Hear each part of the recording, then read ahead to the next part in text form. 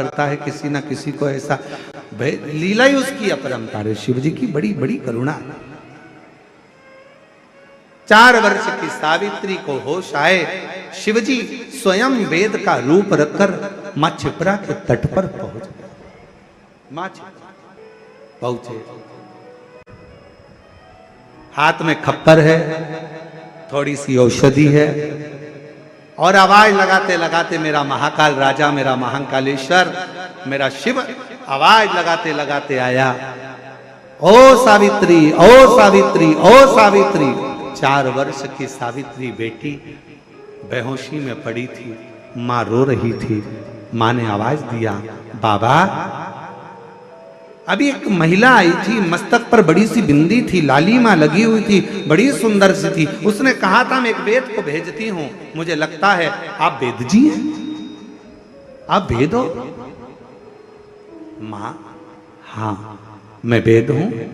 मेरी बेटी बीमार पड़ी है, उठती नहीं है, एक बड़ा भयंकर सा रोग हो गया है, स्वस्थ नहीं होती है। जल चढ़ाने की जिद करी, इसलिए मैं उसको क्षिप्रा के तट पर लेकर आई, पर क्षिप्रा का जल भरकर जब वो चली तो बेहोशी में भूमि पर पड़ी। मेरी बेटी को देख लीजिए ना बाबा। मेरे काल अधिपति महाकालेश्वर ने नजदीक में जाकर सावित्री के कानों में त्र्यंबक मंत्र कह दिया। त्र्यंबक महामृत्युंजय मंत्र को, त्र्यंबक मंत्र को। और जैसे ही त्र्यंबक मंत्र का गुणगान मेरे देव अधिदेव महादेव ने, मेरे शंकर ने सावित्री के कानों में करा, आप और हम उस मंत्र को गुनगुनाते हैं अपने भीतर से।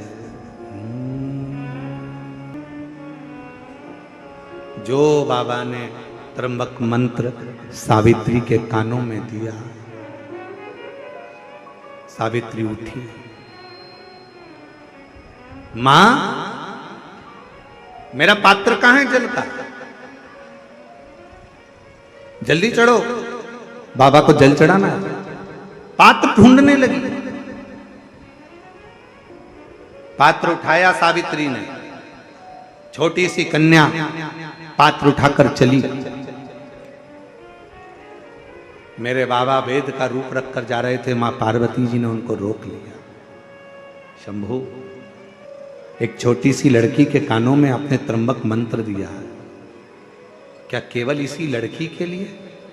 क्या इसी बेटी के लिए? केवल इसी बेटी के लिए?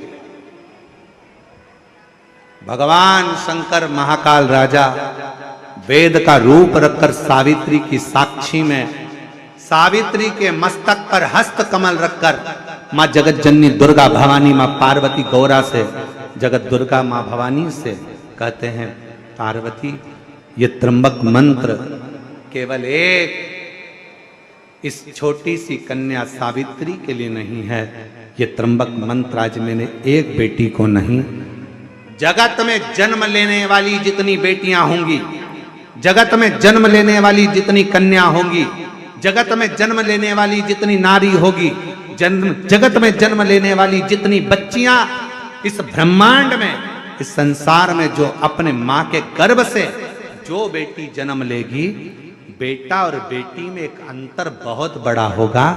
बेटा जन्म लेगा तो हो सकता है बाल्यावस्था में उसको तबीयत नरम गरम हो, पर बेटी अगर गर्भ से जन्म लेती है ना मां के, तो वो मंत्र का प्रभाव उस बेटी के जन्म से ही रहेगा। इसलिए डॉक्टर भी कहते हैं, बेटे को थोड़ा सा तकलीफ हुई, निमोनिया हो गया, सर्दी हो गई, जुकाम हो गया, मां बार बार दौड़कर बेटे को लेकर हॉस्पिटल जा रही है, डॉक्टर के पास जा रही है, पर बेटी अगर जन्म लेती है, बेटी अगर जन्म लेती है तो उसके साथ बाबा का त्र्यंबक मंत्र स्वयं साथ चलता है। इसलिए बेटियां जन्म से ही एकदम चतुर, विद्वान, पुष्ट और आनंदित रहती हैं, आनंदित रहती। तुम्हारे घर में बेटा और बेटी का जन्म हुआ हो ना, तो तुम खुद दर्शन करिएगा। बेटे का जन्म होगा ना, अलग से दिखेगा, थोड़ा दुर्बला पतला, मालूम पड़े कभी निमोनिया हो रहा, कभी सर्दी हो रही, कभी जुकाम हो रहा, कभी खांसी हो गई, कभी कुछ हो गया, कभी कुछ हो गया। और बेटी का जन्म हो तो तुमने उसको मालूम पड़े मालिश भी अच्छे से करी कि नहीं करी, तुमने उसको संजोया कि नहीं संजोया, तुमने उसको घोटी पिलाई कि नहीं पिलाई, इसके बाद भी बेटियों को घूटी की जरूरत नहीं पड़ती, वो शंकर की घूटी पीकर ही पैदा होती है। वो शिव की बेटी है।